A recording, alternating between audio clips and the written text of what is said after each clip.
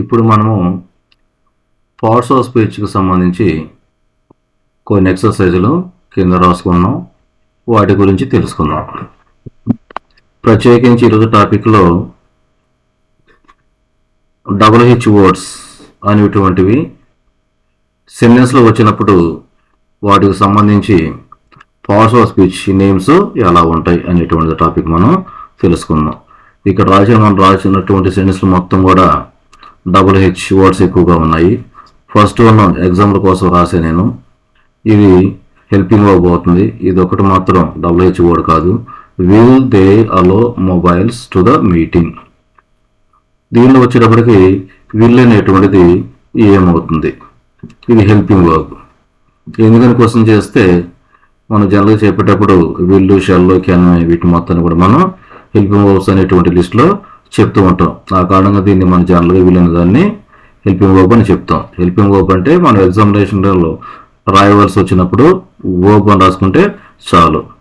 ఇంకా నెక్స్ట్ అలో అనేటువంటిది main verb. Will అనేది హెల్పింగ్ వర్బ్, అలో అనేది మెయిన్ వర్బ్. లాస్ట్ ఒకటి అండర్లైన్ చేసామన్న మీటింగ్ అనేటువంటిది ఇది నౌన్ అవుతుంది. నౌన్ మీటింగ్ అనేటువంటిది దాని పేరు కాబట్టి. తర్వాత ది అనేది రాసాం. ది అనేటువంటి ముందు మనం చెప్పుకున్నాం, పార్ట్స్ ఆఫ్ స్పీచ్లో చెప్పినప్పుడు నౌన్కు ముందు ఏ వర్డ్ ఉన్నా కానీ యాడ్జెక్టివ్ అవుతుంది. ఇది ఇంతవరకు క్లియర్ అయిపోయింది. ఇక్కడ ఒక ఐడియా కొరకు విల్ అనేటువంటిది బోల్డ్ లెటర్స్లో రాసాము, అండర్లైన్ చేసాము. దాని పేరు ఇక్కడ మనం వర్బ్ అని రాసాము, సరిపోయింది. నెక్స్ట్ సెంటెన్స్ వచ్చినప్పుడు when will you go to Vizag with Ramu.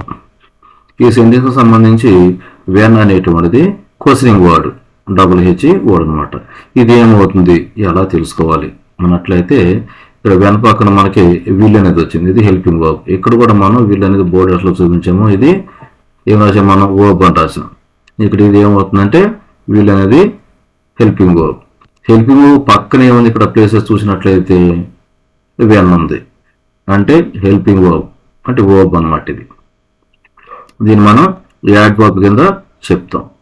When అనేటువంటిది యాడ్ వర్బ్ అవుతుంది. కారణం ఏంటంటే ఇక్కడ విల్ అనే దాన్ని హెల్పింగ్ వర్బ్ అనే మాటతో వాడుతున్నాం. హెల్పింగ్ వర్బ్ పక్కన స్టార్టింగ్ అంటే యాడ్ వర్బ్ హెల్పింగ్ వర్బ్, ఈ కాంబినేషన్ అంటే వర్బ్ యాడ్ వర్బ్, ఇది కాంబినేషన్. ఇక్కడ వెన్ అనేటువంటిది యాడ్ వర్బ్ అని చెప్తూ ఉంటాం. ఇంకో క్వశ్చన్ చూద్దాం మనం. వెన్ అనేటువంటి దానికి మనం తెలుగు వచ్చేటప్పటికి ఎప్పుడు అని క్వశ్చన్ వేస్తాం. ఎప్పుడు అనేటువంటిది ఎట్టి పరిస్థితులు అది టైంకి సంబంధించిన వర్డ్. వెన్ అనేటువంటిది క్వశ్చన్ వర్డ్. దీనికి వచ్చే సమాధానం ఏంటంటే టైం.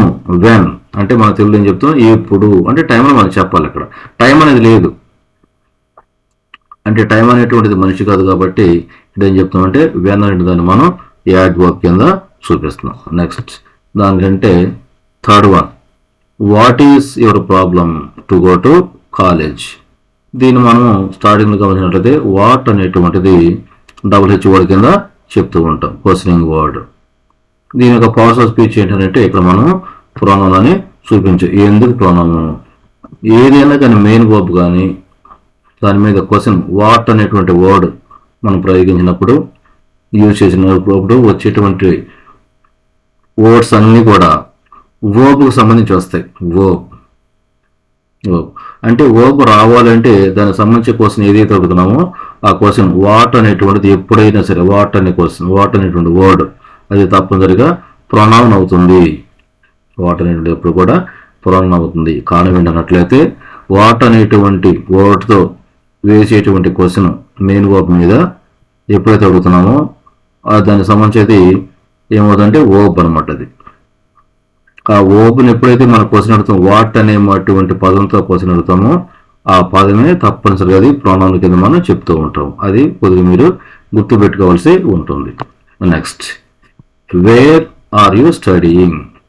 దీనిలో మనకి వేర్ అనేటువంటి దాన్ని మనం చూపించాం. ఇది ఏమవుతుంది రాసాం, ఇక్కడ మనం యాడ్ వర్బ్ అని రాసాం. ఎలా ఎందుకన్నట్లయితే వేర్ అనేటువంటి దాన్ని మనము ఒక ప్లేస్ కింద చెప్తుంటాం. వేర్ ఆర్ యూ స్టడీయింగ్, ఎక్కడ చదువుతూ ఉన్నాం అంటే ప్లేస్. ఇక్కడ ప్లేస్ అయితే మనం రాయాల, ప్లేస్ రాసినట్లయితే తప్పనిసరిగా నౌన్ అవుతుంది. ఇక్కడ ప్లేస్ సంబంధించి ఏం రాసాం మనం, వేర్ అనేటువంటి దాన్ని మనం వర్డ్ని చూపించాం, క్వశ్చనింగ్ వర్డ్.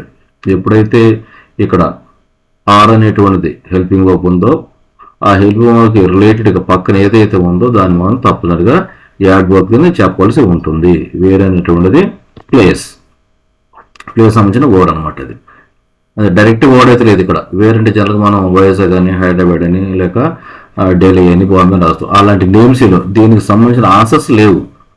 ఆన్సర్స్ ఉన్నట్లయితే దాన్ని మనం నౌన్ కింద చెప్తూ ఉంటాం. ఆన్సర్ లేకుండా దానికి సంబంధించిన ఎప్పుడైతే క్వశ్చనింగ్ వచ్చిందో క్వశ్చనింగ్ వర్డ్ని మాత్రం మనం యాడ్ వర్బ్ అని చెప్తూ ఉంటాం. అది కూడా మీరు కొద్దిగా గుర్తుపెట్టుకోవాలి. Who are waiting at the gate అన్నాం. దీనికి వచ్చినప్పటికీ డైరెక్ట్ హూ అనేటువంటి దాన్ని మనం చూపించాం. ఇది ఏంటన్నట్లయితే ప్రొనౌన్ అని చెప్తున్నాం. ఎందుకు ప్రొనౌన్? హూ అంటే జనరల్గా మనం ఏం చెప్తామంటే ఒక వ్యక్తిని ఉద్దేశించి చెబుతాం. మనం హూ ఆర్ యు అనే మాట అడుగుతాం. వ్యక్తి అన్నట్లయితే ఆ వ్యక్తి పేరు వచ్చినట్లయితే నౌన్ అవుతుంది. ఆ వ్యక్తి పేరు వాడటం లేదు కాబట్టి ఆ వ్యక్తి పేరుకు సంబంధించి మనం హూ అనేటువంటి క్వశ్చనింగ్ వర్డ్ని మనం వాడుతున్నాం. ఆ కారణం చేత దీన్ని మనం ప్రొనౌన్ కింద చెప్తూ ఉంటాం. Next, how is your health? Health గురించి చెప్తున్నాం. హెల్త్ ఎలా ఉన్నది? ఇక్కడ ఎలా ఉంది కండిషన్ అన్నమాట. ఇది ఎప్పుడైతే కండిషన్ గురించి మనం అడుగుతున్నామో ఆ వర్డ్ ఏమవుతున్నట్లయితే హౌ అనేటువంటిది తప్పనిసరిగా అది యాడ్ వర్బ్ కింద చూపిస్తాం. దానికి రీజన్ కూడా మనం చూద్దాం. ఈజ్ అనేటువంటిది ఇక్కడ జనరల్గా మనం చెప్పేటువంటిది హెల్పింగ్ వర్బ్ అంటాం. ఇందులో మెయిన్ వర్బ్ లేని కారణంగా ఈజ్ అనేటువంటి దాన్ని మనం మెయిన్ వర్బ్ అని చెప్తాము.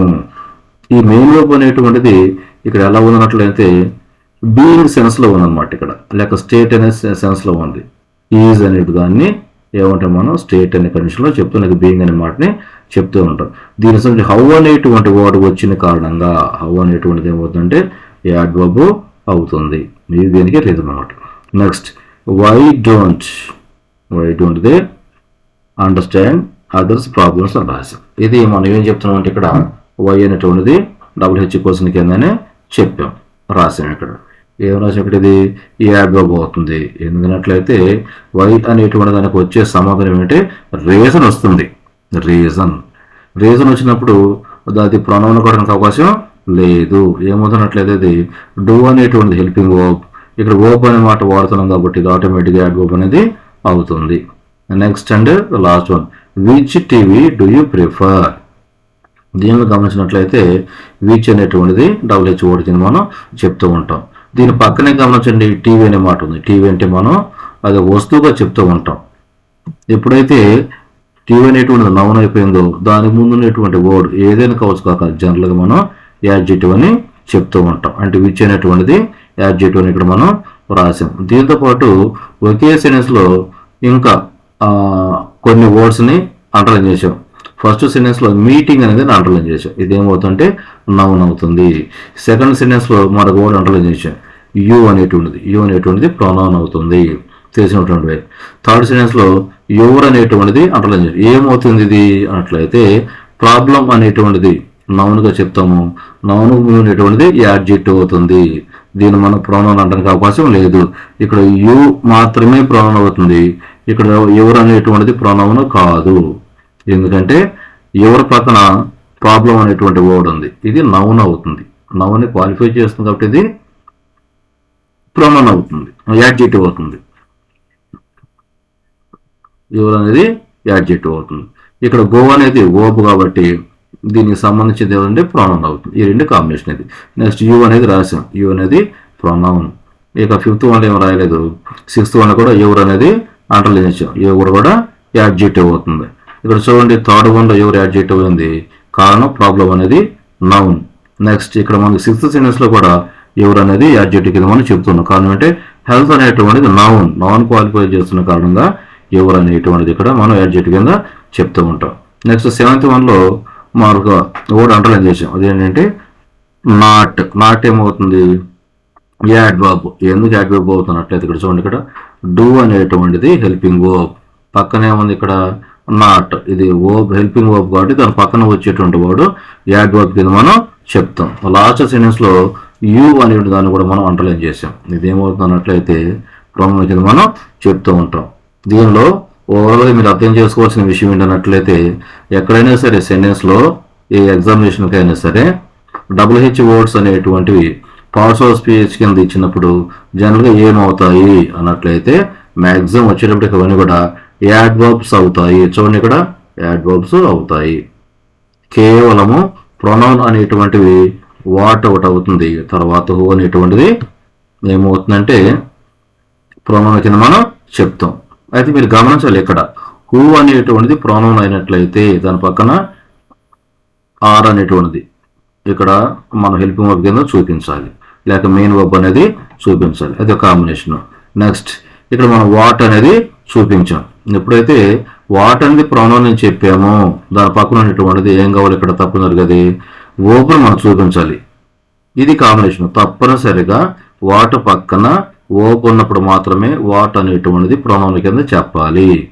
అదే ఇక్కడ కూడా చూడండి, హూ అనేటువంటి ప్రొనౌన్ చెప్పాలన్నట్లయితే దాని పక్కన తప్పనిసరిగా వర్బ్ అనేది ఉండాలి. అది మాత్రం మనం గుర్తుపెట్టుకోవాలి.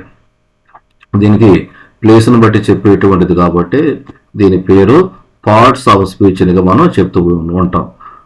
ఇక్కడ ఏ ఏ ప్లేస్లో ఏ ఏ పదాలు ఎలా ఉన్నాయో వాటి ప్రకారంగా మనం చెప్పాల్సి వచ్చింది. అదేవిధంగా ప్లేస్లు మారినట్లయితే ప్లేస్లు మారిన దాన్ని బట్టి ఒకే పదాన్ని ఇంకొక విధంగా కూడా పార్ట్స్ ఆఫ్ స్పీచ్ చెప్పాల్సి ఉంటుంది. ఇది మీకు అర్థమైంది అనుకుంటున్నాను నేను. ఒకవేళ మీకు ఇది నచ్చినట్లయితే తప్పనిసరిగా దీన్ని లైక్ చేయండి, షేర్ చేయండి, మీ ఫ్రెండ్స్ కూడా తెలియచేయండి. అందరికీ అన్ని రకాల ఎగ్జామ్స్లో కూడా ఉపయోగపడుతుందని నేను భావిస్తున్నాను. Thank you.